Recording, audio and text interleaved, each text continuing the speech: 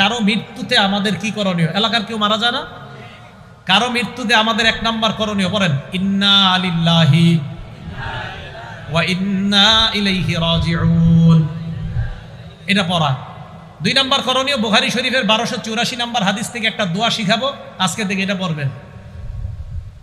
নবীজির কন্যা মানে নবীজির এক নাতি মারা যায়, মারা যাওয়ার পর মারা যাবে যাবে অবস্থা নবীর কন্যা আল্লাহ নবীর কাছে সংবাদ পাঠাইলেন, আব্বা ইন্না ইবনালি কুবিজ, আব্বা আমার ছেলেটা মুমূর্ষ অবস্থায় আছে, মারা যাবে যাবে অবস্থা, আব্বা মেহেরবানি করে আমাদের বাসায় একটু আসেন। বুখারীর বর্ণনা।